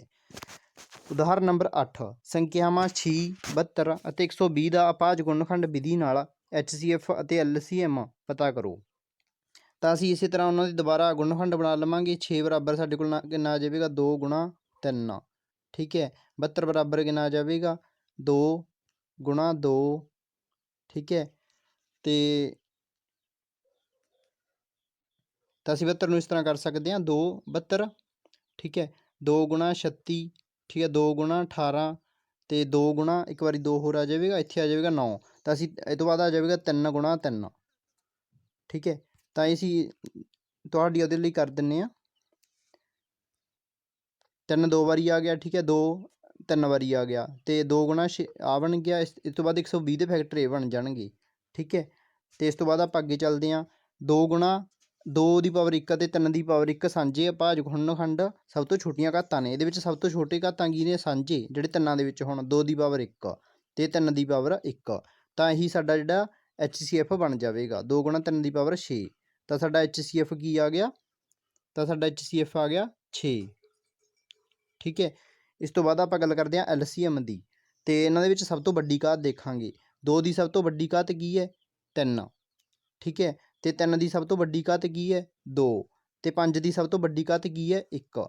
ਜਦੋਂ ਆਪਾਂ ਇਹਨਾਂ ਦੀ ਗੁਣਾ ਕਰ ਦੇਵਾਂਗੇ ਤਾਂ ਸਾਡੇ ਕੋਲ 360 ਆ ਜਾਵੇਗਾ, ਤੇ ਇਹੀ ਸਾਡਾ LCM ਹੋਵੇਗਾ। ਤੇ ਹੁਣ ਇਸ ਤੋਂ ਬਾਅਦ ਇੱਕ ਧਿਆਨ ਦੇਣ ਵਾਲੀ ਗੱਲ ਸੀ, ਜਿਹੜੀਆਂ ਇੱਥੇ ਸੰਖਿਆਵਾਂ ਨੇ 3 ਨੇ, ਤੇ ਜੇ ਅਸੀਂ ਇੱਥੇ ਇਹਨਾਂ ਦੇ LCM ਗੁਣਾ HCF, LCM ਗੁਣਾ HCF, ਦੋਵਾਂ ਦਾ LCM ਗੁਣਾ HCF ਬਰਾਬਰ ਇਹਨਾਂ ਤਿੰਨਾਂ ਸੰਖਿਆਵਾਂ ਦੀ ਗੁਣਾ ਦੇ ਬਰਾਬਰ ਨਹੀਂ ਹੋਵੇਗਾ। ਇੱਥੇ ਹੈਸ਼ ਨਹੀਂ ਆਵੇਗਾ, ਇੱਥੇ ਬਰਾਬਰ ਇਸ ਤਰ੍ਹਾਂ ਆਵੇਗਾ, ਠੀਕ ਹੈ। ਇਹ ਸਾਰੀ ਤੁਸੀਂ ਲਾਈਨ ਪੜ੍ਹੋ, ਇੰਪੋਰਟੈਂਟ ਲਾਈਨ ਹੈ। 3 ਸੰਖਿਆਵਾਂ ਦਾ ਗੁਣਨਫਲ ਉਹਨਾਂ ਦੇ HCF ਅਤੇ LCM ਦੇ ਗੁਣਨਫਲ ਦੇ ਬਰਾਬਰ ਨਹੀਂ ਹੋਵੇਗਾ। ਜੇ 2 ਸੰਖਿਆਵਾਂ ਹੋਣਗੀਆਂ ਤਾਂ ਉਹਨਾਂ ਦਾ HCF ਅਤੇ LCM ਦੀ ਗੁਣਾ ਉਹਨਾਂ ਦੋਵਾਂ ਸੰਖਿਆਵਾਂ ਦੀ ਗੁਣਾ ਦੇ ਬਰਾਬਰ ਹੋਵੇਗੀ, ਪਰ 3 ਦੀ ਨਹੀਂ ਹੋਵੇਗੀ, ਠੀਕ ਹੈ। ਇਸ ਤੋਂ ਬਾਅਦ ਆਪਾਂ ਅੱਗੇ ਚੱਲਦੇ ਹਾਂ ਪ੍ਰਸ਼ਨਾਵਲੀ 1.2। ਇਹਦੇ ਵਿੱਚ ਸਾਡੇ ਕੋਲ ਹੇਠ ਦਿੱਤੀਆਂ ਸੰਖਿਆਵਾਂ ਨੂੰ ਅਪਾਹਜ ਗੁਣਨਖੰਡਾਂ ਦੇ ਗੁਣਨਫਲ ਦੇ ਰੂਪ ਦੇ ਵਿੱਚ ਲਿਖਣਾ ਹੈ। ਤਾਂ ਸਾਡੇ ਕੋਲ ਪਹਿਲੀ ਸੰਖਿਆ ਹੈਗੀ ਹੈ 140, ਤਾਂ ਸਾਡੇ ਕੋਲ 140 ਹੈ, ਠੀਕ ਹੈ। 140 ਨੂੰ ਅਸੀਂ ਉਦੋਂ ਤੱਕ ਵੰਡੀ ਜਾਵਾਂਗੇ, 2 ਤੇ ਗਿਆ, ਠੀਕ ਹੈ, ਇੱਥੇ 70, 2 ਤੇ ਗਿਆ 35, ਠੀਕ ਹੈ, ਤੇ ਇਹ ਤੋਂ ਬਾਅਦ 5 ਤੇ ਗਿਆ 7, ਤੇ ਇਸ ਤੋਂ ਬਾਅਦ ਇਹ ਕਿਸੇ ਉੱਤੇ ਨਹੀਂ ਵੰਡਿਆ ਜਾ ਰਿਹਾ। ਤੇ ਇਸ ਤਰ੍ਹਾਂ ਜਿਹੜਾ 2 ਦੀ ਪਾਵਰ 2 ਆ ਜਾਵੇਗੀ, ਠੀਕ ਹੈ, 5 ਗੁਣਾ 7, ਤਾਂ ਸਾਡੇ ਗੁਣਨਫਲ ਆ ਗਏ। ਇਸ ਤੋਂ ਬਾਅਦ ਸਾਡੇ ਕੋਲ 156 ਸੰਖਿਆ ਹੈਗੀ ਹੈ, ਇਹ ਤੁਸੀਂ ਖੁਦ ਕਰਕੇ ਦੇਖ ਸਕਦੇ ਹੋ 156 ਨੂੰ, ਠੀਕ ਹੈ। 2 ਤੇ ਜਦੋਂ ਅਸੀਂ 156 ਕਰਾਂਗੇ, ਠੀਕ ਹੈ, ਤਾਂ ਇੱਥੇ ਆ ਜਾਊਗਾ 28 50 ਤੇ 20 78, ਠੀਕ ਹੈ। ਇੱਥੇ 2 ਤੇ ਕਰਾਂਗੇ ਤਾਂ ਸਾਡੇ ਕੋਲ ਆ ਜਾਵੇਗਾ 39, ਤੇ ਜਦੋਂ 39 ਨੂੰ ਅਸੀਂ ਦੁਬਾਰਾ ਵੰਡਾਂਗੇ, ਅਸੀਂ ਇੱਥੇ 39 ਨੂੰ ਦੁਬਾਰਾ ਲਿਖ ਲੈਂਦੇ ਹਾਂ, ਤਾਂ ਅਸੀਂ 3 ਤੇ ਵੰਡਾਂਗੇ ਤਾਂ ਸਾਡੇ ਕੋਲ ਇੱਥੇ ਆ ਜਾਵੇਗਾ 13, 13 ਤੇ ਵੰਡਾਂਗੇ ਤਾਂ ਸਾਡੇ ਕੋਲ 1 ਆ ਜਾਵੇਗਾ, ਠੀਕ ਹੈ। ਤਾਂ ਸਾਡੇ ਜਿਹੜੇ ਇਹਨਾਂ ਦੇ ਵਿੱਚ ਗੁਣਨਫਲ ਕਿਹੜੇ ਬਣ ਗਏ, ਅਭਾਜ ਗੁਣਨਖੰਡ 3 ਬਣ ਗਿਆ, ਨਹੀਂ ਇੱਥੇ 3 ਨਹੀਂ 13 ਬਣ ਗਿਆ, 3 ਬਣ ਗਿਆ, ਠੀਕ ਹੈ 2 2 2 ਤੇ ਇਹ ਸਾਡੇ ਜਿਹੜੀ ਅਭਾਜ ਗੁਣਨਖੰਡ ਬਣ ਗਈ। ਇੱਥੇ 2 ਨਹੀਂ ਹੈਗਾ, ਇੱਥੇ ਇੱਕ ਵਾਰੀ ਹੈ, ਠੀਕ ਹੈ 2 2 3 ਅਤੇ 13 ਇਹ ਸਾਡੇ ਚਾਰੇ ਅਭਾਜ ਗੁਣਨਖੰਡ ਬਣ ਗਏ ਤੇ ਇਸ ਨੂੰ ਅਸੀਂ ਇੱਥੇ ਲਿਖ ਲਿਆ। ਇਸ ਤੋਂ ਬਾਅਦ ਅੱਗੇ ਚੱਲਦੇ ਹਾਂ 38 25 ਇਹਨਾਂ ਨੂੰ ਵੀ ਅਸੀਂ ਇਸੇ ਤਰੀਕੇ ਨਾਲ ਕਰ ਸਕਦੇ ਹਾਂ, ਠੀਕ ਹੈ ਤੇ ਇਹਦੇ ਅਭਾਜ ਗੁਣਨਖੰਡ ਬਣ ਜਾਣਗੇ 3 ਦੀ ਪਾਵਰ 2 5 ਦੀ ਪਾਵਰ 2 ਗੁਣਾ 17 ਤੇ ਇਹ ਤੋਂ ਬਾਅਦ 5005 ਇਸ ਨੂੰ ਅਸੀਂ 5 ਤੇ ਵੰਡਾਂਗੇ ਸਭ ਤੋਂ ਪਹਿਲਾਂ, ਠੀਕ ਹੈ ਫਿਰ 7 ਤੇ, ਫਿਰ 11 ਤੇ, ਫਿਰ 13 ਤੇ। ਸਭ ਤੋਂ ਪਹਿਲਾਂ ਛੋਟੇ ਤੋਂ ਛੋਟੇ ਅੰਕ ਤੇ ਵੰਡਣਾ ਹੁੰਦਾ ਤੇ ਇਸ ਤੋਂ ਬਾਅਦ 7429 ਨੂੰ 17 ਗੁਣਾ 19 ਗੁਣਾ 23, ਠੀਕ ਹੈ ਤੇ ਹੁਣ ਆਪਾਂ ਪ੍ਰਸ਼ਨ ਨੰਬਰ 2 ਤੇ ਚੱਲਦੇ ਹਾਂ। ਸੰਪੂਰਨ ਸੰਖਿਆਵਾਂ ਦੇ ਹੇਠਾਂ ਲਿਖੀਆਂ ਜੋੜਿਆਂ ਦਾ HCF ਅਤੇ LCM ਪਤਾ ਕਰੋ ਅਤੇ ਇਸ ਦੀ ਜਾਂਚ ਕਰੋ ਕਿ ਦੋ ਸੰਖਿਆਵਾਂ ਦਾ ਗੁਣਨਫਲ ਬਰਾਬਰ HCF ਗੁਣਾ LCM ਹੈ, ਠੀਕ ਹੈ। ਸਭ ਤੋਂ ਪਹਿਲਾਂ ਸਾਡੇ ਕੋਲ ਦੋ ਸੰਖਿਆਵਾਂ ਨੇ ਜਿਹੜੀਆਂ 26 ਅਤੇ 91 ਨੇ, ਦੋ ਸੰਖਿਆਵਾਂ ਕਿਹੜੀਆਂ ਨੇ 26 ਅਤੇ 91। ਤਾਂ 26 ਨੂੰ ਆਪਾਂ ਕਿਸ ਤਰ੍ਹਾਂ ਲਿਖਾਂਗੇ? ਸਭ ਤੋਂ ਪਹਿਲਾਂ ਆਪਾਂ 26 ਦਾ ਜਦੋਂ ਕਰਾਂਗੇ ਇਸ ਨੂੰ 2 ਤੇ ਵੰਡਾਂਗੇ, ਠੀਕ ਹੈ ਸਾਡੇ ਕੋਲ 13 ਆ ਜਾਵੇਗਾ ਤੇ ਇਸ ਤੋਂ ਬਾਅਦ 13 ਤੇ ਵੰਡਾਂਗੇ ਸਾਡੇ ਕੋਲ ਇੱਥੇ 1 ਆ ਜਾਵੇਗਾ। ਤਾਂ 2 ਗੁਣਾ 13 ਸਾਡੇ ਇਸ ਦੇ ਗੁਣਨਫਲ ਅਭਾਜ ਗੁਣਨਖੰਡ ਆ ਗਏ ਤੇ ਇਸ ਤੋਂ ਬਾਅਦ 91 ਹੈ ਜਿਹੜਾ ਉਸ ਨੂੰ ਲਿਖਾਂਗੇ 7 ਤੇ ਵੰਡਾਂਗੇ 13, ਠੀਕ ਹੈ 13 ਤੇ ਵੰਡਿਆ 1। ਤਾਂ ਇਹਨਾਂ ਦਾ ਜਿਹੜਾ HCF ਤੇ LCM ਪਤਾ ਕਰਨਾ ਹੈ ਤਾਂ ਜਿਹੜਾ HCF ਕੀ ਹੋਊਗਾ, ਦੋਵਾਂ ਦੇ ਵਿੱਚ ਸਾਂਝਾ ਗੁਣਨਖੰਡ ਕਿਹੜਾ ਹੈ 13, ਠੀਕ ਹੈ ਤਾਂ ਸਾਡਾ HCF ਆ ਗਿਆ 13। ਤੇ ਇਸ ਤੋਂ ਬਾਅਦ ਇਹਨਾਂ ਦੇ ਵਿੱਚ ਸਭ ਤੋਂ ਛੋਟੀ ਘਾਤ ਦੇਖਣੀ ਹੈ। ਸਭ ਤੋਂ ਪਹਿਲਾਂ ਅੱਖਰ ਹੈਗਾ 2, 2 ਦੀ ਸਭ ਤੋਂ ਵੱਡੀ ਘਾਤ ਦੇਖਣੀ ਹੈ, ਸੌਰੀ ਠੀਕ ਹੈ ਸਭ ਤੋਂ ਵੱਡੀ ਘਾਤ ਕੀ ਹੈ 1, ਠੀਕ ਹੈ। ਇਸ ਤੋਂ ਬਾਅਦ ਸਾਡਾ ਅੱਖਰ ਹੈਗਾ 13, 13 ਦੀ ਸਭ ਤੋਂ ਵੱਡੀ ਘਾਤ ਕੀ ਹੈ 1 ਤੇ ਇਸ ਤੋਂ ਬਾਅਦ ਸਾਡਾ ਅੱਖਰ ਕੀ ਹੈ 7, 7 ਦੀ ਸਭ ਤੋਂ ਵੱਡੀ ਘਾਤ ਕੀ ਹੈ 1। ਤਿੰਨ ਅੱਖਰਾਂ ਦੀ ਗੁਣਾ ਕਰ ਦਾਂਗੇ ਸਾਡੇ ਕੋਲ 182 ਆ ਜਾਵੇਗਾ, ਇਹ ਸਾਡਾ LCM ਹੋਵੇਗਾ। ਇਸ ਤੋਂ ਬਾਅਦ ਸਾਡੀ ਜਿਹੜੀ ਅਗਲੀ ਸੰਖਿਆ ਹੈਗੀ ਹੈ 510 ਗੁਣਾ 92। ਤਾਂ ਸਭ ਤੋਂ ਪਹਿਲਾਂ ਅਸੀਂ 510 ਹੈ ਜਿਹੜਾ ਇਸ ਦੇ ਟੋਟੇ ਕਰ ਲਵਾਂਗੇ, ਠੀਕ ਹੈ ਪਹਿਲਾਂ ਤਾਂ ਇਹ ਗਿਆ 2 ਤੇ, ਜੋ 2 ਤੇ ਵੰਡਾਂਗੇ ਤਾਂ ਸਾਡੇ ਕੋਲ ਆ ਜਾਵੇਗਾ 2 5 5, ਠੀਕ ਹੈ ਫਿਰ ਇਸ ਨੂੰ ਆਪਾਂ ਵੰਡਾਂਗੇ 5 ਤੇ ਤਾਂ ਸਾਡੇ ਕੋਲ ਆ ਜਾਵੇਗਾ 5 1 ਤੇ ਫਿਰ ਆਪਾਂ ਇਸ ਨੂੰ ਵੰਡਾਂਗੇ 3 ਤੇ ਤਾਂ ਸਾਡੇ ਕੋਲ ਇੱਥੇ ਆ ਜਾਵੇਗਾ 17 ਤੇ ਜਦੋਂ ਆਪਾਂ ਇਸ ਨੂੰ 17 ਤੇ ਵੰਡਾਂਗੇ ਤਾਂ ਸਾਡੇ ਕੋਲ 1 ਆ ਜਾਵੇਗਾ, ਠੀਕ ਹੈ। ਤਾਂ ਸਾਡੇ ਇਹਦੇ ਟੋਟੇ ਕਿਹੜੇ ਬਣ ਗਏ? ਤਾਂ ਇਹਦੇ ਟੋਟੇ ਬਣਦੇ ਨੇ 17 3 5 2, ਠੀਕ ਹੈ। ਤਾਂ ਇਸ ਨੂੰ ਆਪਾਂ ਇਸ ਤਰ੍ਹਾਂ ਲਿਖਾਵਾਂਗੇ 17 3 5 2 ਤੇ ਇਸ ਤੋਂ ਬਾਅਦ 92 ਹੈ, 92 ਦੇ ਸਾਡੇ ਟੋਟੇ ਬਣਨਗੇ 23 23 ਦੂਣਾ 46 46 ਦੂਣਾ 92, ਠੀਕ ਹੈ। ਤੇ ਇਹਨਾਂ ਦੇ ਵਿੱਚ ਆਪਾਂ LCM ਤੇ HCF ਪਤਾ ਕਰਨਾ। ਹੁਣ ਆਪਾਂ ਨੇ HCF ਕੀ ਹੁੰਦਾ ਜਿਹੜਾ ਉਹਨਾਂ ਦੇ ਵਿੱਚ ਸਾਂਝਾ ਹੋਵੇ, ਇਹਨਾਂ ਦੇ ਵਿੱਚ ਸਿਰਫ 2 ਸਾਂਝੇ ਹੈ, ਹੋਰ ਕੋਈ ਅੱਖਰ ਸਾਂਝਾ ਨਹੀਂ, ਤਾਂ ਇਹਦਾ HCF ਕੀ ਆ ਗਿਆ HCF ਆ ਗਿਆ 2। ਇਸ ਤੋਂ ਬਾਅਦ ਆਪਾਂ ਕਰਨਾ LCM। LCM ਕੀ ਹੁੰਦਾ? ਸਭ ਤੋਂ ਵੱਡੀ ਘਾਤ ਲਿਖਣੀ ਹੈ, ਠੀਕ ਹੈ 2 ਹੈ, 2 ਦੀ ਵੱਡੀ ਤੋਂ ਵੱਡੀ ਘਾਤ ਕੀ ਹੈ 2 ਦੀ ਵੱਡੀ ਤੋਂ ਵੱਡੀ ਘਾਤ ਹੈਗੀ ਹੈ 2, ਠੀਕ ਹੈ 1 ਤੇ 2। ਇਸ ਤੋਂ ਬਾਅਦ 5 5 ਦੀ ਵੱਡੀ ਤੋਂ ਵੱਡੀ ਘਾਤ 1 ਹੈ, ਠੀਕ ਹੈ 3 3 ਵੀ ਆ ਗਿਆ, ਠੀਕ ਹੈ 17 17 ਵੀ ਆ ਗਿਆ, ਠੀਕ ਹੈ 2 ਆ ਗਿਆ, ਇੱਥੇ 23 ਆ ਗਿਆ। ਇਹਨਾਂ ਸਾਰਿਆਂ ਦੀ ਜਦੋਂ ਗੁਣਾ ਕਰ ਦਾਂਗੇ ਸਾਡੇ ਕੋਲ ਇੰਨਾ ਆਨਸਰ ਆ ਜਾਵੇਗਾ, ਠੀਕ ਹੈ 23460। ਇਸ ਤੋਂ ਬਾਅਦ ਆਪਾਂ ਗੱਲ ਕਰਦੇ ਹਾਂ ਪ੍ਰਸ਼ਨ ਨੰਬਰ 2 ਦਾ ਜਿਹੜਾ ਭਾਗ ਤੀਜਾ 336 ਅਤੇ 54 ਇਹਨਾਂ ਦਾ HCF ਅਤੇ LCM ਪਤਾ ਕਰਨਾ ਹੈ। ਇੱਕ ਬੱਚੇ ਇਹਨਾਂ ਸਵਾਲਾਂ ਦੇ ਵਿੱਚ ਹੋਰ ਚੀਜ਼ ਧਿਆਨ ਦੇਣ ਵਾਲੀ ਇਹਨਾਂ ਨੇ ਕਿਹਾ ਕਹਿੰਦਾ ਇਹਨਾਂ ਦੀ ਜਾਂਚ ਕਰਨੀ ਹੈ ਕਿ ਇਹਨਾਂ ਦੀ ਜਿਹੜੀ ਗੁਣਾ ਹੈ ਉਹ ਬਰਾਬਰ ਆਵੇਗੀ ਜਾਂ ਨਹੀਂ, ਠੀਕ ਹੈ। ਤੁਸੀਂ 26 ਗੁਣਾ 91 ਕਰ ਸਕਦੇ ਹੋ, 26 ਗੁਣਾ 91 ਕਰੋ, ਠੀਕ ਹੈ ਤੇ ਇੱਕ ਸਾਡੇ HCF ਤੇ LCM ਦੀ ਗੁਣਾ ਕਰੋ 182 ਅਤੇ 13 ਦੀ ਗੁਣਾ ਕਰੋ। ਇਹ ਸਾਡਾ HCF ਹੈ, ਇਹ ਸਾਡਾ LCM ਹੈ, ਠੀਕ ਹੈ। ਤਾਂ 13 ਗੁਣਾ 182 182 ਕਰੋ, ਜੇਕਰ ਇਹ ਬਰਾਬਰ ਆ ਜਾਣਗੇ, ਠੀਕ ਹੈ ਤਾਂ ਇਹ ਸਾਬਤ ਹੋ ਜਾਏਗਾ ਕਿ HCF ਤੇ LCM ਜਿਹੜੇ ਉਹਨਾਂ ਦੀ ਗੁਣਾ ਤੇ ਦੋਵਾਂ ਸੰਖਿਆਵਾਂ ਦੀ ਗੁਣਾ ਆਪਸ 'ਚ ਬਰਾਬਰ ਹੈ ਤੇ ਤੁਹਾਡਾ ਸਵਾਲ ਵੀ ਬਿਲਕੁਲ ਸਹੀ ਹੈ। ਇਸ ਤੋਂ ਬਾਅਦ ਆਪਾਂ ਅੱਗੇ ਗੱਲ ਕਰਦੇ ਹਾਂ 336 ਅਤੇ 54 ਦੀ। ਅਸੀਂ HCF ਤੇ LCM ਪਤਾ ਕਰਨੇ ਨੇ, ਫਿਰ ਉਹਨਾਂ ਦੀ ਗੁਣਾ ਕਰਕੇ ਸਾਬਤ ਕਰਨਾ ਕਿ ਇਹ ਬਰਾਬਰ ਨੇ। ਪਹਿਲਾਂ ਆਪਾਂ 336 ਦੇ ਗੁਣਨਖੰਡ ਬਣਾ ਲਾਂਗੇ, ਠੀਕ ਹੈ। ਇਸ ਤੋਂ ਬਾਅਦ 54 ਦੇ ਗੁਣਨਖੰਡ ਬਣਾ ਲਾਂਗੇ। ਇਹਨਾਂ ਦਾ HCF ਆ ਜਾਊਗਾ ਜਿਹੜੇ ਇਹਨਾਂ ਦੇ ਵਿੱਚ ਸਾਂਝੇ ਅੱਖਰ ਹੋਣਗੇ 3 3, ਠੀਕ ਹੈ 2 2, ਹੋਰ ਕੋਈ ਇਹਨਾਂ ਦੇ ਵਿੱਚ ਸਾਂਝਾ ਨਹੀਂ ਹੈਗਾ, ਠੀਕ ਹੈ। ਇਸ ਤੋਂ ਬਾਅਦ 6 ਸਾਡਾ HCF ਆ ਗਿਆ ਤੇ ਇਸ ਤੋਂ ਬਾਅਦ ਆਪਾਂ LCM ਵੀ ਕੱਢ ਲਾਂਗੇ ਤੇ ਹੁਣ ਤੱਕ ਤੁਹਾਨੂੰ ਪਤਾ ਲੱਗ ਹੀ ਗਿਆ ਹੋਵੇਗਾ ਹਾਈਐਸਟ ਪਾਵਰ ਤੇ 2 ਦੀ ਹਾਈਐਸਟ ਪਾਵਰ ਕੀ ਹੈ। 2 ਦੀ ਹਾਈਐਸਟ ਪਾਵਰ ਇਹਦੇ ਵਿੱਚ 4 ਦੂਏ ਨੇ, ਠੀਕ ਹੈ। ਤਾਂ ਸਾਡੇ ਕੋਲ 2 ਦੀ ਹਾਈਐਸਟ ਪਾਵਰ ਆ ਗਈ 4 ਤੇ ਇਸ ਤੋਂ ਬਾਅਦ 3 ਦੀ ਹਾਈਐਸਟ ਪਾਵਰ ਕੀ ਹੈ, ਤਾਂ ਇਹਦੇ ਵਿੱਚ 3 ਦੂਏ ਨੇ, ਤਾਂ 3 ਦੀ ਹਾਈਐਸਟ ਪਾਵਰ ਆ ਗਈ 3 ਤੇ 7 ਦੀ ਹਾਈਐਸਟ ਪਾਵਰ ਕੀ ਹੈ, 7 ਸਿਰਫ ਇੱਕ ਵਾਰੀ ਹੈ, ਠੀਕ ਹੈ। ਤਾਂ ਇਹਨਾਂ ਦੀ ਸਾਰਿਆਂ ਦੀ ਗੁਣਾ ਕਰ ਦਾਂਗੇ 3024 ਸਾਡੇ ਕੋਲ ਐਲਸੀਐਮ ਆ ਜਾਵੇਗਾ। ਇਸ ਤੋਂ ਬਾਅਦ ਜਿਹੜੀ ਇਹਨਾਂ ਨੇ ਆਹ ਲਾਈਨ ਕਹੀ ਹੈ, ਦੋ ਸੰਖਿਆਵਾਂ ਦਾ ਗੁਣਨਫਲ ਬਰਾਬਰ HCF ਗੁਣਾ ਐਲਸੀਐਮ ਹੈ, ਠੀਕ ਹੈ। ਇਹਦੇ ਵਿੱਚ ਆਪਾਂ 336 ਗੁਣਾ 54 ਬਰਾਬਰ, ਠੀਕ ਹੈ, ਸਾਡੇ ਕੋਲ HCF ਕੀ ਆਇਆ 6, ਠੀਕ ਹੈ, 6 ਗੁਣਾ ਤੇ ਸਾਡਾ ਐਲਸੀਐਮ ਕੀ ਆਇਆ 3024 ਤੇ ਇੱਥੇ 3024 ਲਿਖਿਆ ਜਾਏਗਾ। ਇਹਨਾਂ ਦੀ ਗੁਣਾ ਕਰਨੀ ਹੈ, ਇੱਧਰੋਂ ਇਹਨਾਂ ਦੋਵਾਂ ਦੀ ਗੁਣਾ ਕਰਨੀ ਹੈ। ਜੇਕਰ ਇਹ ਬਰਾਬਰ ਆ ਗਈ ਤਾਂ ਸਾਡਾ ਜਿਹੜਾ ਸਵਾਲ ਸਹੀ ਹੈ ਤੇ ਅਸੀਂ ਇਹ ਵੀ ਸਾਬਤ ਕਰ ਦਾਂਗੇ ਕਿ ਇਹਨਾਂ ਦਾ ਐਲਸੀਐਮ ਤੇ HCF ਦੀ ਗੁਣਾ ਦੋਵਾਂ ਸੰਖਿਆਵਾਂ ਦੇ ਬਰਾਬਰ ਹੁੰਦੀ ਹੈ, ਠੀਕ ਹੈ, ਦੋਵਾਂ ਸੰਖਿਆਵਾਂ ਦੀ ਗੁਣਾ ਦੇ ਬਰਾਬਰ ਹੁੰਦੀ ਹੈ। ਪ੍ਰਸ਼ਨ ਨੰਬਰ 3 ਤੇ ਚਲਦੇ ਹਾਂ। ਅਭਾਜ ਗੁਣਨਖੰਡਨ ਵਿਧੀ ਨਾਲ ਹੇਠਾਂ ਦਿੱਤੀਆਂ ਸੰਪੂਰਨ ਸੰਖਿਆਵਾਂ ਦਾ HCF ਅਤੇ LCM ਪਤਾ ਕਰੋ। ਸਾਡੇ ਕੋਲ 3 ਸੰਖਿਆਵਾਂ ਦਿੱਤੀਆਂ ਨੇ, ਇਹਨਾਂ ਦੇ ਅਸੀਂ ਅਭਾਜ ਗੁਣਨਖੰਡ ਬਣਾ ਲਾਂਗੇ। 12 ਬਰਾਬਰ 2 ਗੁਣਾ 2 ਗੁਣਾ 3, 15 ਬਰਾਬਰ 5 ਗੁਣਾ 3 ਅਤੇ 21 ਬਰਾਬਰ 7 ਗੁਣਾ 3, ਠੀਕ ਹੈ। ਇਹਨਾਂ ਦੀ ਤੁਸੀਂ ਆਸਾਨੀ ਨਾਲ ਬਣਾ ਸਕਦੇ ਹੋ, ਬਹੁਤ ਸੌਖੇ ਨੇ, ਜਾਂ ਫਿਰ ਇਸ ਤਰੀਕੇ ਨਾਲ ਕਰ ਸਕਦੇ ਹੋ। ਤੇ ਇੱਥੇ ਉਹ ਕਰਕੇ ਤੇ ਇਹਨਾਂ ਦੇ ਵਿੱਚ HCF ਕੀ ਹੋਵੇਗਾ, ਜਿਹੜਾ ਇਹਨਾਂ ਦੇ ਵਿੱਚ ਸਾਰਿਆਂ ਦੇ ਵਿੱਚ ਸਭ ਤੋਂ ਛੋਟੀ ਘਾਤ ਹੈ 3 3 3, ਠੀਕ ਹੈ। 2 ਇਹਦੇ ਵਿੱਚ ਹੈਗੇ, ਇਹਨਾਂ ਦੇ ਵਿੱਚ ਨਹੀਂ ਹੈਗਾ, ਤਾਂ ਇਹਦਾ HCF ਕੀ ਆ ਜਾਵੇਗਾ 3। ਤੇ ਇਹ ਤੋਂ ਬਾਅਦ ਐਲਸੀਐਮ ਦੇ ਵਿੱਚ ਕਈ ਬੱਚਿਆਂ ਨੂੰ ਪ੍ਰੋਬਲਮ ਆਉਂਦੀ ਹੈ, ਦੁਬਾਰਾ ਅਸੀਂ ਹਰ ਵੀਡੀਓ ਦੇ ਵਿੱਚ ਚੰਗੀ ਤਰ੍ਹਾਂ ਦੱਸਾਂਗੇ। 2 ਦੀ ਹਾਈਐਸਟ ਪਾਵਰ ਕੀ ਹੈ, 2 ਦੀ ਹਾਈਐਸਟ ਪਾਵਰ ਇਹਦੇ ਵਿੱਚ 2 ਦੂਏ ਨੇ, ਠੀਕ ਹੈ। ਤਾਂ ਹਾਈਐਸਟ ਪਾਵਰ ਕੀ ਹੈ 2 ਗੁਣਾ 3 ਦੀ ਹਾਈਐਸਟ ਪਾਵਰ ਕੀ ਹੈ, 3 ਸਾਰਿਆਂ ਦੇ ਵਿੱਚ ਇੱਕ ਵਾਰੀ ਹੈ, 3 ਦੀ ਪਾਵਰ 1। 5 ਦੀ ਹਾਈਐਸਟ ਪਾਵਰ ਕੀ ਹੈ, 5 ਦੀ ਹਾਈਐਸਟ ਪਾਵਰ ਹੈਗੀ ਹੈ 1 ਤੇ ਇਸ ਤੋਂ ਬਾਅਦ 7 ਦੀ ਹਾਈਐਸਟ ਪਾਵਰ ਕੀ ਹੈ, 7 ਦੀ ਹਾਈਐਸਟ ਪਾਵਰ ਹੈਗੀ ਹੈ 1।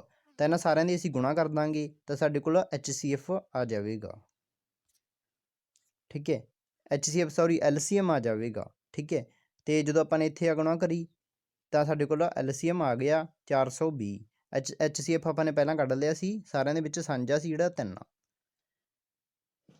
ਤਾਂ ਇਸ ਤੋਂ ਬਾਅਦ ਆਪਾਂ ਅੱਗੇ ਚੱਲਦੇ ਹਾਂ ਅਗਲੇ ਕੁਐਸਚਨ ਤੇ ਇਹਨਾਂ ਦੇ ਆਪਾਂ ਗੁਣਨਖੰਡ ਬਣਾਵਾਂਗੇ। ਇਹਨਾਂ ਦੇ ਗੁਣਨਖੰਡ ਸਿਰਫ ਇਹੀ ਸੰਖਿਆਵਾਂ ਨੇ, ਠੀਕ ਹੈ। 17 ਬਰਾਬਰ 17 ਗੁਣਾ 1, ਠੀਕ ਹੈ। ਤਾਂ ਇਸੇ ਤਰ੍ਹਾਂ 23 ਬਰਾਬਰ 23 ਗੁਣਾ 1, 29 ਬਰਾਬਰ 29 ਗੁਣਾ 1, ਇਹਨਾਂ ਦੇ ਅਸੀਂ ਉਹ ਨਹੀਂ ਕਰ ਸਕਦੇ। ਤਾਂ ਇਹਨਾਂ ਦੇ ਵਿੱਚ HCF ਕੀ ਆ ਜਾਵੇਗਾ, ਤਿੰਨਾਂ ਦੇ ਵਿੱਚ ਸਾਂਝਾ ਕੀ ਹੋਵੇਗਾ, ਸਾਂਝਾ ਸਿਰਫ 1 ਹੋਵੇਗਾ, ਠੀਕ ਹੈ। LCM ਕੀ ਹੋਵੇਗਾ, ਤਾਂ LCM ਬਰਾਬਰ ਹੋਵੇਗੀ ਤਿੰਨਾਂ ਦੀ ਗੁਣਾ, ਇਹਨਾਂ ਸਾਰਿਆਂ ਦੀ ਗੁਣਾ, ਤੇ ਇਹ ਹੋਵੇਗਾ HCF।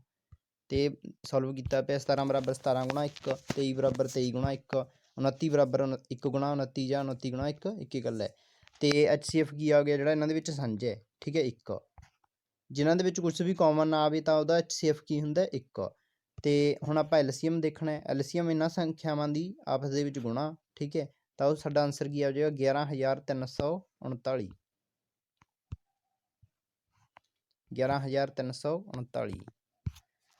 ਤੇ ਇਸ ਤੋਂ ਬਾਅਦ ਆਪਾਂ ਗੱਲ ਕਰਦੇ ਹਾਂ ਅੱਗੇ ਅਭਾਜ ਗੁਣਨਖੰਡ ਵਿਧੀ ਨਾਲ ਹੇਠਾਂ ਦਿੱਤੀਆਂ ਸੰਪੂਰਨ ਸੰਖਿਆਵਾਂ ਦਾ HCF ਅਤੇ LCM ਪਤਾ ਕਰੋ, ਠੀਕ ਹੈ। ਸਾਡੇ ਕੋਲ ਇਹ ਸੰਖਿਆਵਾਂ ਨੇ, ਇਹਨਾਂ ਦੇ ਵੀ ਆਪਸ ਦੇ ਵਿੱਚ ਕੋਈ ਗੁਣਨਖੰਡ ਸ਼ਾਇਦ ਨਾ ਹੀ ਬਣਨ, ਠੀਕ ਹੈ। 8 ਬਰਾਬਰ ਕੀ ਹੁੰਦਾ 2 ਗੁਣਾ 2 ਗੁਣਾ 2, ਠੀਕ ਹੈ। ਤੇ 9 ਬਰਾਬਰ ਕੀ ਹੁੰਦਾ 3 ਗੁਣਾ 3, ਤੇ 25 ਬਰਾਬਰ ਕੀ ਹੁੰਦਾ 5 ਗੁਣਾ 5। ਤਾਂ ਇਹਨਾਂ ਸੰਖਿਆਵਾਂ ਦੇ ਵਿੱਚ ਸਾਂਝਾ ਕੁਝ ਵੀ ਨਹੀਂ ਹੈ, ਤਾਂ ਇਹਦਾ HCF ਕੀ ਹੋਵੇਗਾ 1, HCF ਕੀ ਹੋਵੇਗਾ 1। ਅਤੇ ਇਹਨਾਂ ਦਾ LCM ਕੀ ਹੋਵੇਗਾ, ਇਹਨਾਂ ਸਾਰੀਆਂ ਤਿੰਨਾਂ ਸੰਖਿਆਵਾਂ ਦੀ ਆਪਸ ਦੇ ਵਿੱਚ ਗੁਣਾ ਕਰ ਦਿਓ, 8 ਗੁਣਾ 9 ਗੁਣਾ 25, ਠੀਕ ਹੈ। ਜਾਂ ਫਿਰ ਇਹਦੇ ਜਿਹੜੇ ਸਾਰੇ ਗੁਣਨਖੰਡ ਆ ਗਏ ਉਹਨਾਂ ਦੀ ਆਪਸ ਦੇ ਵਿੱਚ ਗੁਣਾ ਕਰ ਦਿਓ ਤੇ ਸਾਡਾ ਆਨਸਰ ਆ ਜਾਵੇਗਾ, ਠੀਕ ਹੈ। ਤੇ ਸਾਡਾ ਆਨਸਰ ਕਿੰਨਾ ਹੋਵੇਗਾ 1800। ਇਸ ਤੋਂ ਬਾਅਦ ਆਪਾਂ ਅਗਲੇ ਕੁਐਸਚਨ ਤੇ ਚੱਲਦੇ ਹਾਂ। ਇਸ ਤੋਂ ਪਹਿਲਾਂ ਇੱਕ ਰਿਕੁਐਸਟ ਹੈ ਕਿ ਜੇਕਰ ਇਸ ਵੀਡੀਓ ਨੂੰ ਲਾਈਕ ਕਰੋ ਤੇ ਆਪਣੇ ਚੈਨਲ ਨੂੰ ਸਬਸਕ੍ਰਾਈਬ ਕਰੋ, ਠੀਕ ਹੈ। ਹੁਣ ਆਪਾਂ ਕੁਐਸਚਨ ਨੰਬਰ 4 ਤੇ ਚੱਲਦੇ ਹਾਂ। HCF ਜਿਹੜੇ ਸਾਡੇ ਕੋਲ ਦੋ ਸੰਖਿਆਵਾਂ ਆਤੀਆਂ ਨੇ 306 ਅਤੇ 657, ਇਹਨਾਂ ਦਾ ਸਾਨੂੰ ਜਿਹੜਾ HCF ਦਿੱਤਾ ਹੈ ਉਹ ਹੈਗੇ 9।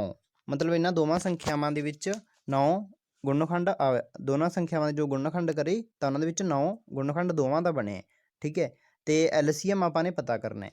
ਤੇ ਪਿੱਛੇ ਆਪਾਂ ਨੇ ਕਿਹੜੀ ਉਹ ਕਰੀ ਸੀ, ਦੋ ਸੰਖਿਆਵਾਂ A ਗੁਣਾ B ਬਰਾਬਰ ਕੀਤੀ ਉਹਨਾਂ ਦਾ LCM, ਠੀਕ ਹੈ, LCM ਗੁਣਾ HCF। ਤਾਂ ਇਹ ਜਿਹੜੀ ਥਿਊਰਮ ਆਪਾਂ ਨੂੰ ਇੱਥੇ ਕੰਮ ਦਊਗੀ। ਤਾਂ ਸਭ ਤੋਂ ਪਹਿਲਾਂ ਇਹੀ ਸਾਡੀ ਥਿਊਰਮ ਆਪਾਂ ਲਿਖਾਂਗੇ, ਠੀਕ ਹੈ। HCF ਗੁਣਾ LCM ਬਰਾਬਰ 306 ਗੁਣਾ 657। ਅਤੇ ਇਸ ਤੋਂ ਬਾਅਦ ਜਿਹੜੀ ਸਾਡੇ ਕੋਲ HCF ਦੀ ਵੈਲਿਊ ਹੈ 9, ਉਹ ਆਪਾਂ ਇੱਥੇ ਫਿਲ ਕਰ ਦਾਂਗੇ, ਪੁੱਟ ਕਰ ਦਾਂਗੇ LCM, ਠੀਕ ਹੈ, ਬਰਾਬਰ ਆ ਸਾਰਾ ਇਸ ਤਰ੍ਹਾਂ ਲਿਖਿਆ ਜਾਵੇਗਾ। ਹੁਣ ਜਿਹੜੀ ਸਾਡੀ LCM ਤਾਂ ਇੱਧਰ ਰੱਖ ਲਾਂਗੇ ਕਿਉਂਕਿ ਇਹ ਚੀਜ਼ ਆਪਾਂ ਨੇ ਪਤਾ ਕਰਨੀ ਹੈ, ਅਤੇ 9 ਸਾਡੇ ਨਾਲ ਇੱਥੇ ਗੁਣਾ ਦੇ ਵਿੱਚ ਹੈ, ਉਸ ਨੂੰ ਆਪਾਂ ਡਿਵਾਈਡ ਕਰ ਦਾਂਗੇ। 306 ਗੁਣਾ 657 ਨੂੰ ਆਪਾਂ 9 'ਤੇ ਡਿਵਾਈਡ ਕਰ ਦਾਂਗੇ। ਜਦੋਂ ਆਪਾਂ ਇਸ ਨੂੰ ਕੱਟਾਂਗੇ ਤਾਂ ਸਾਡੇ ਕੋਲ 34 ਆ ਜਾਵੇਗਾ। ਇਸ ਨੂੰ ਕੱਟ ਕੇ, ਠੀਕ ਹੈ, ਅਤੇ ਇਸ ਨੂੰ ਕੱਟ ਕੇ ਦੇਖ ਸਕਦੇ ਹੋ ਤੁਸੀਂ, ਸਾਡੇ ਕੋਲ 34 ਆ ਜਾਵੇਗਾ। ਅਤੇ ਫਿਰ ਆਪਾਂ ਦੋਵਾਂ ਦੀ ਗੁਣਾ ਕਰ ਦਾਂਗੇ ਅਤੇ ਸਾਡੇ ਕੋਲ LCM ਦੀ ਵੈਲਿਊ ਆ ਜਾਵੇਗੀ ਜੋ ਕਿ 22,338 ਹੈ, ਠੀਕ ਹੈ। ਤਾਂ ਇਸ ਤਰ੍ਹਾਂ ਹੀ ਜਿਹੜੀ ਮੇਨ ਥਿਊਰਮ ਤੀ ਸਾਡੀ, ਇਹ ਦੁਬਾਰਾ ਸਾਡੀ ਵਰਤੋਂ ਦੇ ਵਿੱਚ ਆ ਗਈ, ਜੋ ਅਸੀਂ ਪਹਿਲੇ ਦੂਜੀ ਉਦਾਹਰਨ ਤੋਂ ਤੁਹਾਨੂੰ ਸਮਝਾ ਰਹੇ ਹਾਂ। ਹੁਣ ਸਾਡੇ ਕੋਲ ਪ੍ਰਸ਼ਨ ਨੰਬਰ 5 ਹੈਗੇ। ਇਹ ਸਵਾਲ ਹੈ ਜਿਹੜਾ ਇਹ ਥੋੜ੍ਹਾ ਹਟ ਕੇ ਹੈ, ਠੀਕ ਹੈ। ਇਸ ਦੇ ਵਿੱਚ ਸਾਨੂੰ ਇਹ ਗੱਲ ਕਹੀ ਗਈ ਹੈ, ਕੁਝ ਬੱਚਿਆਂ ਨੂੰ ਇਹ ਸਮਝਣ ਦੇ ਵਿੱਚ ਪਰੇਸ਼ਾਨੀ ਆਉਂਦੀ ਹੈ। ਇਹ ਬਿਲਕੁਲ ਹੀ ਸੌਖਾ ਸਵਾਲ ਹੈ। ਜਾਂਚ ਕਰੋ ਕਿ ਅਸੀਂ ਕਿਸੇ ਪ੍ਰਾਕਿਰਤਿਕ ਸੰਖਿਆ n ਦੇ ਲਈ ਸੰਖਿਆ 6 ਦੀ ਪਾਵਰ n, ਇੱਥੇ ਇਹ ਚੀਜ਼ ਲਿਖੀ ਗਈ ਹੈ 6 ਦੀ ਪਾਵਰ n, ਠੀਕ ਹੈ, ਅੰਕ 0 'ਤੇ ਸਮਾਪਤ ਹੋ ਸਕਦੀ ਹੈ, ਠੀਕ ਹੈ। ਸਾਨੂੰ ਇਹ ਗੱਲ ਕਹਿਤੀ, ਕਹਿੰਦਾ 6 ਦੀ ਪਾਵਰ 1, 6 ਦੀ ਪਾਵਰ 2, ਕੁਝ ਵੀ ਹੋਵੇ, ਠੀਕ ਹੈ, 6 ਦੀ ਪਾਵਰ 10, ਤਾਂ ਉਸ ਮਰਜ਼ੀ ਸੰਖਿਆ ਕਰੀ ਜਾਵੇ ਕਿ ਉਹ ਜਿਹੜੀ ਸੰਖਿਆ ਮਿਲ ਕੇ ਬਣੂਗੀ, ਜਿਵੇਂ ਆਪਾਂ 6 ਦੀ ਪਾਵਰ 2 ਕਰਦੇ ਹਾਂ, ਠੀਕ ਹੈ, ਸਾਡੇ ਕੋਲ ਆ ਗਿਆ 36। ਤਾਂ ਇੱਥੇ ਜਿਹੜਾ ਆ ਅੰਕ ਹੈ ਸਾਡੇ ਕੋਲ 0 ਆਵੇ। 6 ਦੀ ਪਾਵਰ 3 ਕਰ ਦਈਏ ਜਾਂ 6 ਦੀ ਪਾਵਰ 10 ਕਰ ਦਈਏ, ਕੁਛ ਮਰਜ਼ੀ ਕਰ ਦਈਏ, ਕੀ ਸਾਡੇ ਕੋਲ ਇੱਥੇ 0 ਆ ਸਕਦੀ ਹੈ ਲਾਸਟ ਅੰਕ 'ਤੇ, ਠੀਕ ਹੈ। ਅਤੇ ਹੁਣ ਆਪਾਂ ਦੇਖਦੇ ਹਾਂ, ਕੋਈ ਵੀ ਸੰਖਿਆ ਜੋ ਅੰਤ ਵਿੱਚ 0 'ਤੇ ਖਤਮ ਹੋਵੇ ਉਸਦੇ ਲਈ ਉਸਦੇ 2 ਫੈਕਟਰ 2 ਅਤੇ 5 ਹੋਣੇ ਚਾਹੀਦੇ ਹਨ। ਜੇ ਸੰਖਿਆ ਦੇ ਵਿੱਚ 2 ਫੈਕਟਰ ਹੁੰਦੇ ਨੇ 2 ਗੁਣਾ 5, ਠੀਕ ਹੈ, ਸਾਡੇ ਕੋਲ 10 ਬਣ ਜਾਂਦਾ, ਠੀਕ ਹੈ। ਜੇ ਸਾਡੇ ਕੋਲ 4 ਗੁਣਾ 25 ਹੋਵੇਗਾ ਤਾਂ ਸਾਡੇ ਕੋਲ ਇੱਥੇ ਵੀ 2 ਆ ਜਾਣਗੇ ਦੂਏ, ਇੱਥੇ 2 5 ਆ ਜਾਣਗੇ, ਠੀਕ ਹੈ। ਸਾਡੇ ਕੋਲ ਐਂਡ 'ਤੇ 2 ਜ਼ੀਰੋਆਂ ਜ਼ਰੂਰ ਬਣਨਗੀਆਂ, ਠੀਕ ਹੈ। ਤਾਂ ਇੱਥੇ ਸਾਡਾ ਜਿਹੜਾ ਐਂਡ 'ਤੇ 0 ਬਣਨ ਦੇ ਲਈ ਸਾਡੇ ਕੋਲ 2 ਫੈਕਟਰ ਹੋਣੇ ਚਾਹੀਦੇ ਨੇ। 2 ਗੁਣਾ, ਇੱਥੇ ਬਰਾਬਰ ਦਾ ਨਿਸ਼ਾਨ ਨਹੀਂ ਆਵੇਗਾ, ਠੀਕ ਹੈ, ਇੱਥੇ ਇਸ ਤਰ੍ਹਾਂ ਦਾ ਨਿਸ਼ਾਨ ਆਵੇਗਾ 2 ਗੁਣਾ 3 ਬਰਾਬਰ 10, ਬਰਾਬਰ ਨਹੀਂ ਹੈ, ਠੀਕ ਹੈ। ਸਾਡੇ ਕੋਲ ਜਿਹੜੀ ਸੰਖਿਆ ਹੈਗੀ ਹੈ 6 ਦੀ ਪਾਵਰ n, ਉਸ ਦੇ 2 ਫੈਕਟਰ ਬਣਦੇ ਨੇ। 6 ਬਰਾਬਰ ਕੀ ਹੁੰਦਾ ਹੈ 2 ਗੁਣਾ 3, ਠੀਕ ਹੈ, 6 ਬਰਾਬਰ 2 ਗੁਣਾ 3 ਹੁੰਦਾ ਹੈ, ਅਤੇ ਉਹ 10 ਦੇ ਬਰਾਬਰ ਨਹੀਂ ਬਣਦਾ, ਤਾਂ ਕਰਕੇ ਜਿਹੜੇ ਸਾਡਾ ਐਂਡ 'ਤੇ 0 ਨਹੀਂ ਆਵੇਗੀ, ਠੀਕ ਹੈ। ਇਹ ਸੰਖਿਆ ਵਿੱਚ ਸਾਨੂੰ ਦਿੱਤਾ ਹੈ 2 ਦਿੱਤਾ ਹੈ, ਤਾਂ ਇੱਥੇ ਤੁਸੀਂ ਇਹ ਬਾਈ ਮਿਸਟੇਕ ਲੈ ਕੇ ਚੱਲਣਾ, ਇੱਥੇ ਇਹ ਵਾਲੀ ਸੰਖਿਆ ਆਵੇਗੀ, ਇਹ ਵਾਲਾ ਚਿੰਨ੍ਹ ਆਵੇਗਾ, ਠੀਕ ਹੈ। ਇਸ ਵਿੱਚ ਸਾਨੂੰ 2 ਦਿੱਤਾ ਹੈ ਪਰ 5 ਨਹੀਂ ਹੈ, ਇਸ ਲਈ ਇਹ ਕਦੇ ਵੀ 0 'ਤੇ ਖਤਮ ਨਹੀਂ ਹੋਵੇਗਾ, ਠੀਕ ਹੈ। 2 ਗੁਣਾ 3 ਦੀ ਪਾਵਰ n ਬਰਾਬਰ 10 ਦੀ ਪਾਵਰ n।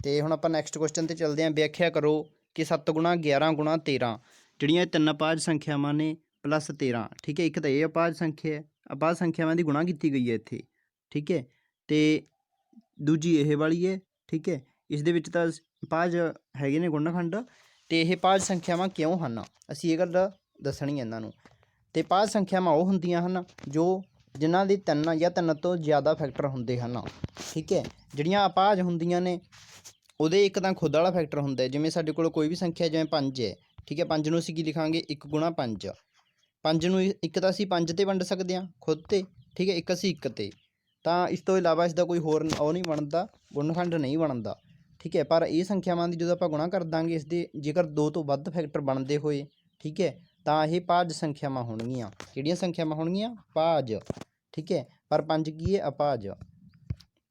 ਹੁਣ ਆਪਾਂ ਦੇਖਾਂਗੇ ਕਿ 7 ਗੁਣਾ 11 ਗੁਣਾ 13 ਪਲੱਸ 13 ਜਿਹੜੀ ਇਹ ਸੰਖਿਆ ਬਣਦੀ ਹੈ, ਇਹ ਬਣਦੀ ਹੈ ਸਾਡੇ ਕੋਲ 1014, ਠੀਕ ਹੈ। ਅਤੇ ਇਸ ਨੂੰ ਆਪਾਂ ਕਿੰਨਾ ਫੈਕਟਰਾਂ ਦੇ ਵਿੱਚ ਲਿਖ ਸਕਦੇ ਹਾਂ ਤੋੜ ਕੇ, ਜਦੋਂ ਆਪਾਂ ਇਸ ਨੂੰ 1014 ਨੂੰ ਇਸ ਤਰ੍ਹਾਂ ਉਹ ਕਰਾਂਗੇ 1014 ਇੱਥੇ ਕਰਕੇ 2 'ਤੇ ਵੰਡਾਂਗੇ, ਠੀਕ ਹੈ, ਵਾਰੀ ਵਾਰੀ 3 'ਤੇ ਵੰਡਾਂਗੇ ਅਤੇ ਫਿਰ 13 'ਤੇ ਵੰਡਾਂਗੇ, ਸਾਡੇ ਕੋਲ ਇਹ ਵਾਲੇ ਫੈਕਟਰ ਬਣ ਜਾਣਗੇ। ਤਾਂ ਹੁਣ ਸਾਡੇ ਜਿਹੜੇ ਇਹ ਵਾਲੇ ਫੈਕਟਰ ਨੇ ਇਹ ਤਾਂ 2 ਤੋਂ ਜ਼ਿਆਦਾ ਬਣ ਗਏ, ਠੀਕ ਹੈ, ਇੱਥੇ ਅਸੀਂ 1 ਵੀ ਕਰ ਸਕਦੇ ਹਾਂ ਇਸ ਤੋਂ ਇਲਾਵਾ, ਠੀਕ ਹੈ। ਸਾਡੇ ਕੋਲ ਲਗਭਗ 5 ਫੈਕਟਰ ਬਣਦੇ ਨੇ, ਇਦੋਂ ਜ਼ਿਆਦਾ ਹੀ ਬਣ ਜਾਣਗੇ, ਤੇ ਇਸ ਤੋਂ ਇਲਾਵਾ ਜ਼ਿਆਦਾ ਫੈਕਟਰ ਕਿਸ ਤਰ੍ਹਾਂ ਬਣਨਗੇ 1014 ਗੁਣਾ 1 ਤਾਂ ਲਿਖ ਹੀ ਸਕਦੇ ਹਾਂ, ਠੀਕ ਹੈ। ਇਹ ਤਾਂ 2 ਤਾਂ ਹੈਗੇ ਹੀ ਨੇ, ਇਸ ਤੋਂ ਇਲਾਵਾ ਇਹਦੇ 4 ਫੈਕਟਰ ਹੋਰ ਬਣਦੇ ਨੇ।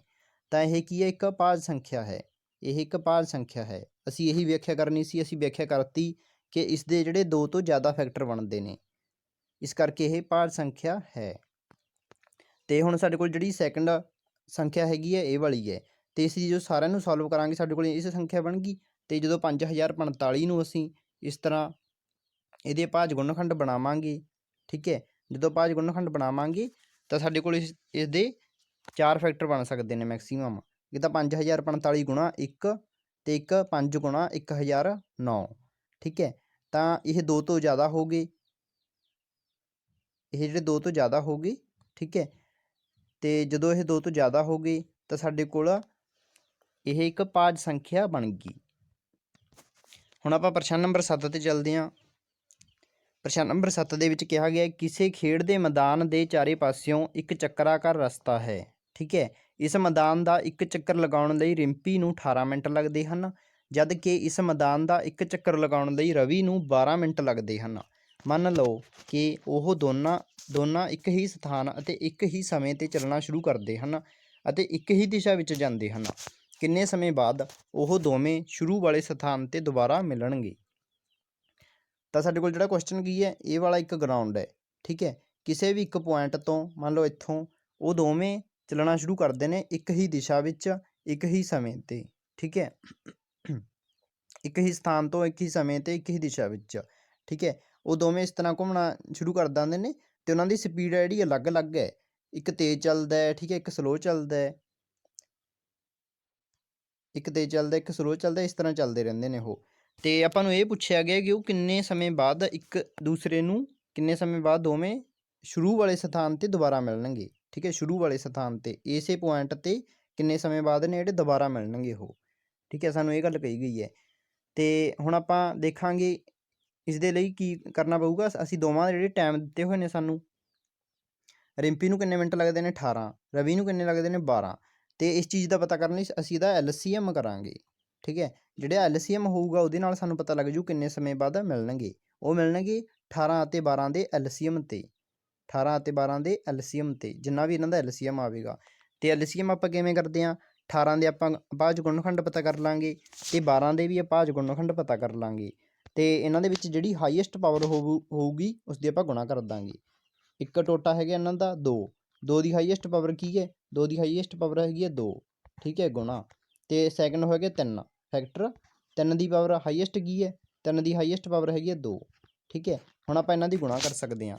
2 ਦੀ ਪਾਵਰ 2 4, 3 ਦੀ ਪਾਵਰ 2 9, ਠੀਕ ਹੈ। ਤਾਂ ਦੋਵਾਂ ਦੀ 9 ਗੁਣਾ 4 ਦੀ ਆਪਾਂ ਗੁਣਾ ਕਰਦੇ ਹਾਂ, ਕਿੰਨਾ ਆ ਜਾਵੇਗਾ 36।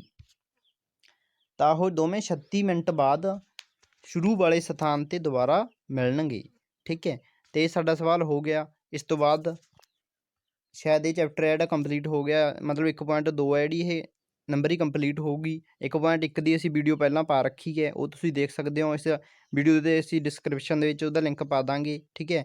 ਚੈਨਲ ਨੂੰ ਸਬਸਕ੍ਰਾਈਬ ਕਰੋ, ਵੀਡੀਓ ਨੂੰ ਲਾਈਕ ਕਰੋ, ਠੀਕ ਹੈ। ਅਤੇ ਜੇਕਰ ਕੁਝ ਸਮਝ ਨਾ ਆਵੇ ਤਾਂ ਉਸਨੂੰ ਦੁਬਾਰਾ ਦੇਖੋ। ਧੰਨਵਾਦ।